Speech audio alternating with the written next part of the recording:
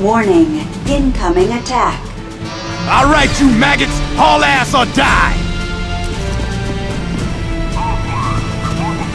Go, go, go! We're clear!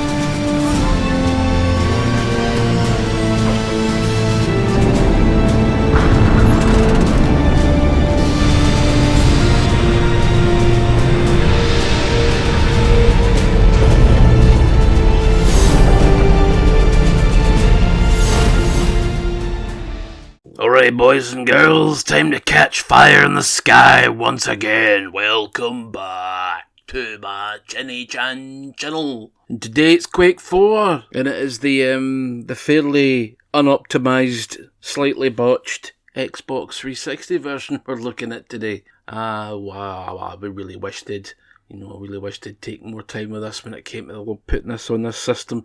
They just took the PC version, slapped it on a 360 disc, probably put it at the lowest settings as well, and just went, that'll do, fuck it, moon. It's a launch title, nobody expects launch titles to be good. This could have been one of these launch titles where it would have been like, that's an excellent launch title. I don't remember a launch title being so good, because most of the time they are fucking plop jobby.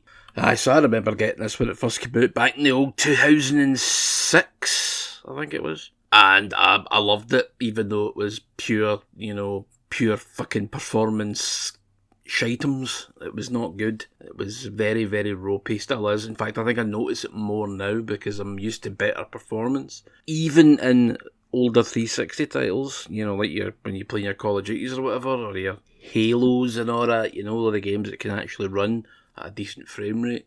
And I played this for a wee bit over the weekend, and oh man, some bits of it I'm just like, I don't know if I can continue, but luckily they didn't, the dips in frame rate didn't last that long, but it's like, ooh, yeah, I can see why this got the bad reviews that it got. My eyes are more trained to such matters, and it really looks like Doom 3.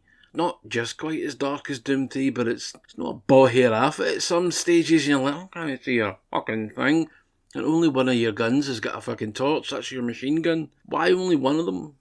Give a torch on all of them. I mean, really? Just give a torch that's not on a gun. You go press Y and the torch comes on and your gun changes. You're like, this is shite. What poo-poo? So now that Microsoft own Activision, who own the rights to this isn't an id game, this game was made by Raven Software, along with that other Wolfenstein game, which I will look at as well. It's time that he's, got this in backwards compatibility and fixed the fucking thing so we can actually, properly enjoy it in all its splendour. Or, if you'd rather, and I think I'd maybe probably rather this, as a proper big sexy remaster with all the mod cons, do what they did with Doom 3 and just make it fucking look smashing. Put all the DLC in it, if there was any. I have no idea if there was DLC for this game. But do that.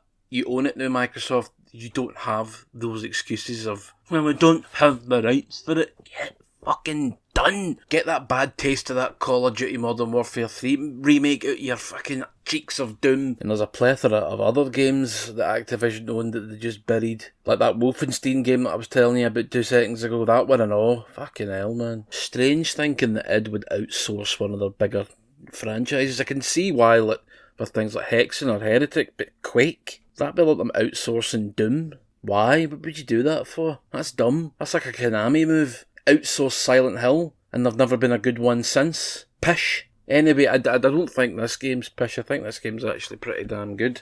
Considering all its flaws, it's a really good game. It's really fun. It's got varied gameplay. Things that you don't see too much of nowadays. There's on-foot sections. There's like wee horror bits where you're in the dark and you have to find your way through. There's tank sections where you're cutting about, blowing up bigger, funny looking walkers that the Strog have got. There's like machine gun sections when it's on rails. I like all that. People complain about these things. I'm like, no, they're good, they're fun. Unless they're, really too hard and you've got no way of defending yourself properly. But no, it's good. A wee bit of variation so you don't get fucking sick of it. Then you'll have parts of the game where you need to, rescue people or escort them, and you'll have other wee guys with you, and if you've got like a technician who is in blue, or a medic who are in red, they will heal you or build up your shields again, which is great, but watch, they could be killed for the most part. I think there's a couple of characters that can't be, because they need to either do things at certain parts or whatever, but be careful with your wee grunt guys kicking about you, because they can be bloated. And they can be damn handy in a fight when you've like, I'm low in health and I've got no fucking health packs lying around. They'll come up and go, hold on a minute, bloop, bloop, bloop, bloop, and fucking heal your arse. It's lovely doubly.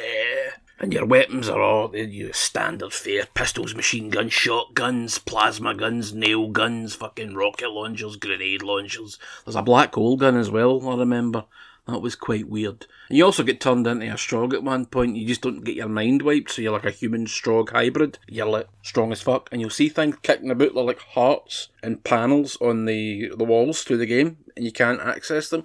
When you get turned into a Strog, you can access them. Exciting, innit? I'd also like to see a Quake 5, a conclusion to the Strog trilogy, or even a prequel. There was a prequel called Enemy Territory Quake Wars, again, another game that's no made but id, and it was like a multiplayer shooter.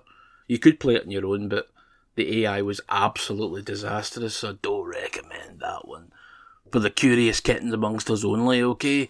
So you can see where the Strog human war started, because it started with the Strog invading Earth and then getting pushed off Earth, and then the humans getting after them, like, we're not letting these cunts fucking push us about. Let's invade them back, and it goes a bit tits up in Quake 2, then it comes good again, then it goes a bit tits up again, and it's like a war, there's give and take. Lots of deaths on either side.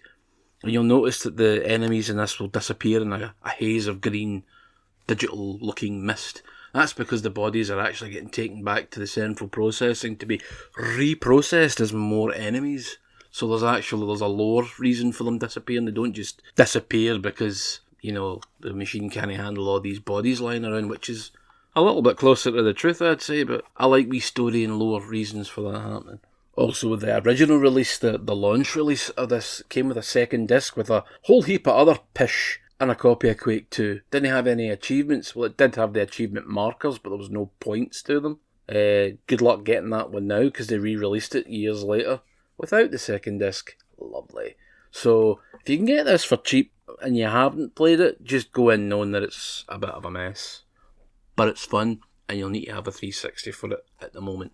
Hopefully, that'll change now that a certain green-stated X machine has the rights to it. Get it done, Microsoft. Philip Spencer, you fucking walloper. Get it sorted. Right, I'll see you in the next one.